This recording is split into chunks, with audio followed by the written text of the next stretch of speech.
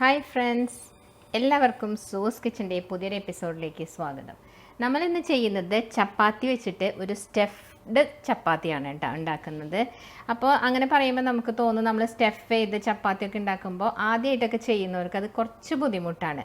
കാരണം അതിൻ്റെ അകത്ത് വയ്ക്കുന്ന സ്റ്റഫിങ് പുറത്തേക്ക് വരുമോ പരത്തുന്ന സമയത്ത് എന്നൊക്കെയുള്ളൊരു കൺഫ്യൂഷൻ ഉണ്ടാവാറുണ്ട്.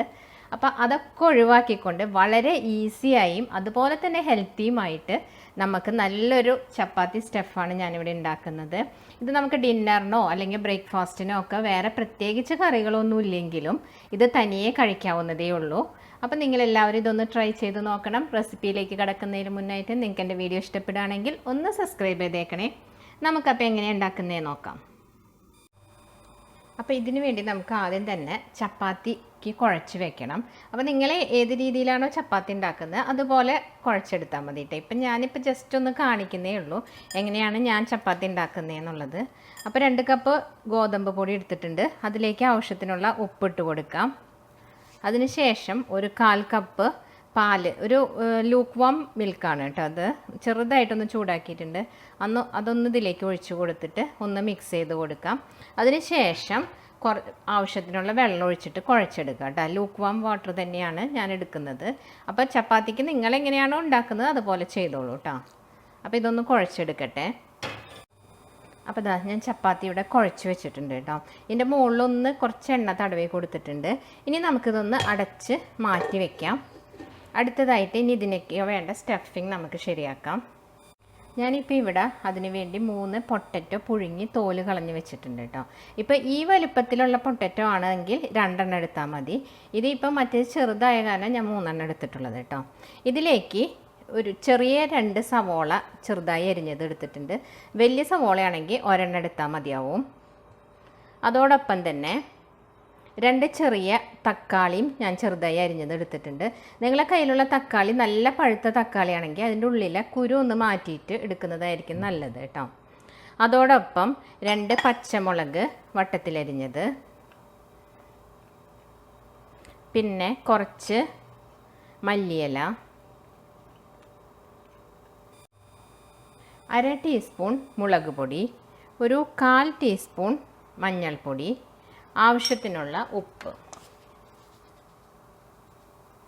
പിന്നെ ഒരു 1/2 ചെറുനാരങ്ങയുടെ നീര്.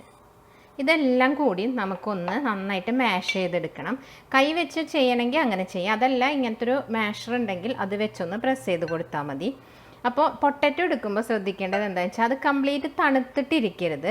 നമ്മളത് തോലെടുത്ത് കളഞ്ഞാലും അതിന് കുറച്ച് ചൂട് വേണം. ആ ചൂടിലിരുന്നു കൊണ്ട് തന്നെ ഈ സവോളയും തക്കാളിയും എല്ലാം ഒന്ന് ചെറുതായിട്ട് വെന്ത് കിട്ടും. അപ്പോൾ അതിന് വേണ്ടിയിട്ടാണ്. അപ്പോൾ നമുക്കിത് വെച്ചൊന്ന് നന്നായിട്ട് മാഷ് ചെയ്തെടുക്കാം. അപ്പോൾ ഞാൻ ആ പൊട്ടറ്റോയും ടൊമാറ്റോയും എല്ലാം കൂടി നന്നായിട്ട് മാഷ് ചെയ്ത് വെച്ചിട്ടുണ്ട് കേട്ടോ. അപ്പോൾ ഇതിനെ ഒന്ന് മാറ്റി വെക്കാം. ഇനി നമുക്ക് ചപ്പാത്തി പരത്തിയെടുക്കാം. നോർമൽ നമ്മൾ ചപ്പാത്തി ഇങ്ങനെ ഉരുട്ടിയെടുക്കില്ലേ, അതുപോലെ ആക്കിയിട്ട് നമുക്ക് പരത്താം. ഈ ഒരു വലിപ്പം മതി കേട്ടോ. ഞാനപ്പോൾ അതാ ചപ്പാത്തിക്ക് വേണ്ടി എല്ലാം ഇവിടെ അത് ഉണ്ടയാക്കി വെച്ചിട്ടുണ്ട്.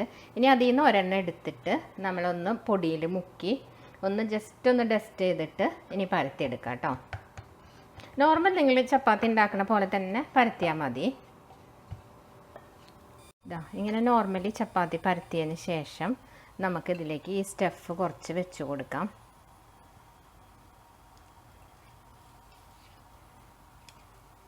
സ്റ്റഫ് വെച്ചിട്ട് അതൊന്ന് ജസ്റ്റ് ഒന്ന് പരത്തി കൊടുക്കുക കേട്ടോ. അപ്പോൾ എല്ലായിടത്തേക്കും അത് നന്നായിട്ട് ഈവണായിട്ട് സ്പ്രെഡായിട്ട് ഇരുന്നോളും.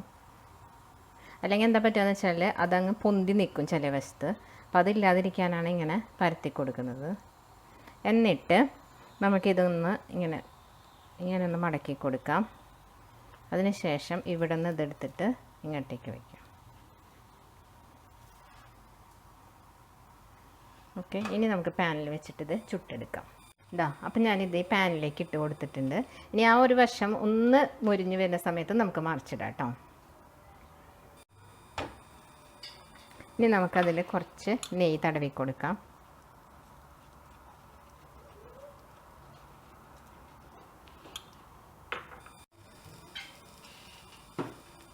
അതൊന്ന് തിരിച്ചിട്ട് കൊടുത്തിട്ട് ഞാൻ ആ വശത്തും കൂടി ഒന്ന് നെയ്യ് തടവി കൊടുത്തിട്ടുണ്ട്.